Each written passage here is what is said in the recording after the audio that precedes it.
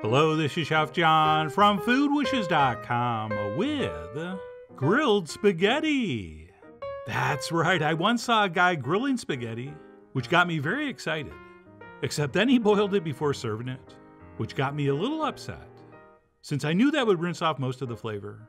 So I thought to myself, there has to be a better way. And this, my friends, is the better way. Since after grilling, we're going to cook our spaghetti right in the sauce, which really did work out incredibly well. And to get started, what we'll need is some dry spaghetti. And for this, I think we want to use a thick spaghetti, which is going to make it a lot easier to work with on the grill.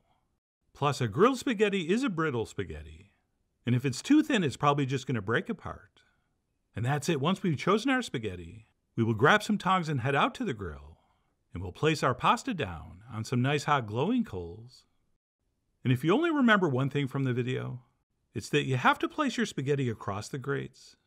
Or if your spaghetti gets put down in the same direction as the grates, it's going to fall through and start on fire, which is going to make it a lot harder to work with.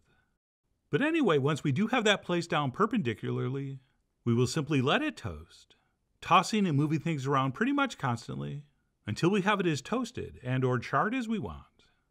And by the way, this footage is my first attempt ever. And my initial fear is that this would start to char too quickly. And I would have pieces of pasta that were black and other pieces that weren't charred at all. But I was very happily surprised that this actually toasted fairly slowly and evenly. So as long as we keep things moving, and we're continually tossing, moving things from the bottom to the top, you should be able to get the same results I did. And shockingly, I don't think I even lost one piece of spaghetti through the grates.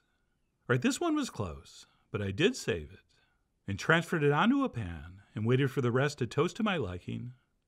And what I was shooting for was a nice even light browning, which I decided I had achieved right about here.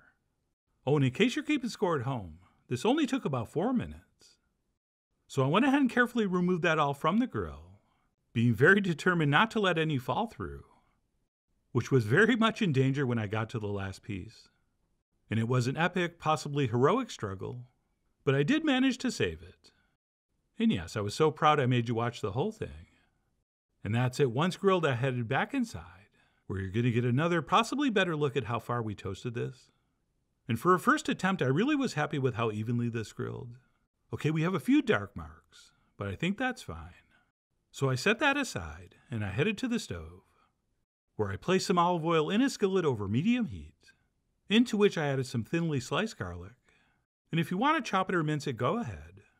But I decided to go Goodfellas on this. And I think it's fun sometimes to see those pieces of sliced garlic in your pasta. And then what we'll do after sizzling that for about 30 seconds to a minute is transfer in a couple rounded tablespoons of tomato paste, which we will kind of press and smear into that oil. And then we'll cook that for about a minute or two.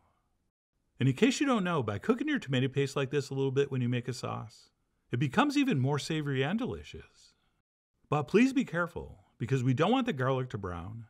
So as soon as we have toasted our tomato paste for a little bit, we will transfer in our broth, which can just be from a carton. But I actually had a very nice homemade rich chicken broth on the back of the stove, which was another reason I decided to go this route. And what we'll do is raise that up to medium-high and bring that up to a simmer, at which point, because it wasn't seasoned, I tossed in a nice big pinch of salt. And then I carefully transferred in my grilled spaghetti and did my best to arrange that in the pan without breaking it all up. And it is going to take a few minutes for our pasta to soften up. So until it does, all we're really trying to do here is keep the pieces from sticking together, which is not going to be very hard as long as you keep things moving. And by the way, as far as cooking times go, whenever we cook pasta directly in the sauce, it's always going to take longer than the package directions. So if the box says 11 to 12 minutes like mine did, using a technique like this, it's probably going to be closer to 15 minutes. But having said that, of course we're not going to go by time. You're going to taste and test just like any time we cook pasta. But anyway, we'll keep moving that around until it softens up enough to actually stir it. And once that happens, we are simply going to continue to cook and stir until that pasta is cooked exactly to our liking. And the key thing to remember here is that if your liquid evaporates before your pasta is fully cooked, you're going to have to add another splash of broth. Or on the other hand, if it seems like your pasta is almost cooked, and there seems to be too much liquid in the pan, just crank the heat up and it should reduce quickly. And as I mentioned in the intro, the advantage to this method is that all those amazing grilled flavors we got are not getting rinsed off in boiling salted water, but rather they're all being transferred into this sauce, which I think is definitely going to make for a much more tasty final product. And because we are cooking the pasta directly in the pan, I generally want to go with a broth-based sauce and not like a straight tomato sauce, which is going to be much thicker and acidic, and I think way more challenging to get the proper texture. But for me, I think that paste we use gives us plenty of tomato flavor. And as you'll see, while very simple, this does turn into a very, very rich, satisfying sauce. And that's mostly thanks to these last final steps. So once our pasta has absorbed the sauce and is cooked to our liking, what we'll do is reduce our heat to low, and we'll toss in a nice piece of butter, along with some torn basil leaves. And then we'll go ahead and toss this all together until the butter disappears. And if you've ever made our famous sauce segredo, you already understand the magic that happens when you add butter and basil to a finished pasta. Right? It just makes everything a little bit richer and helps amplify the other flavors. And that's it. Once that butter disappears, we will turn off the heat and we'll finish up with a generous grating of Parmesan. And of course, we're using the real stuff, Parmigiano Reggiano. And once our grilled spaghetti has been cheesed, we'll give it one final toss and maybe a final taste for seasoning, although that's up to you. Maybe you don't want your pasta properly seasoned, or you decide. I mean, you are, after all, the Walt Whitman of an additional salt sprinkling. But either way, once we decide it's done, we'll go ahead and transfer that into a warm bowl. And as I was doing this, I could not wait to taste it because it just smelled amazing. But before I grabbed a fork, I finished up with a little more grated cheese, plus a little pinch of chili flake, followed by the world's smallest and most adorable basil sprig. And after taking some contractually obligated pictures, I grabbed a fork and a spoon and went in for the official taste, which ended up being very, very weird. But not bad weird, good weird. Right, this actually took me 3 bites to figure out. Right, the first bite I did not understand, and I wasn't sure this had worked. But after the second bite, I was thinking, man, this is pretty good. And by the time I had finished the third bite, I was absolutely in love with this technique. So at this point, I deem this experiment a complete success. But of course, the question remains, is it really worth the extra effort to grill spaghetti? Well, you know what? I really can't answer that. I mean, is it really worth browning a piece of meat in a pan when we could just boil it?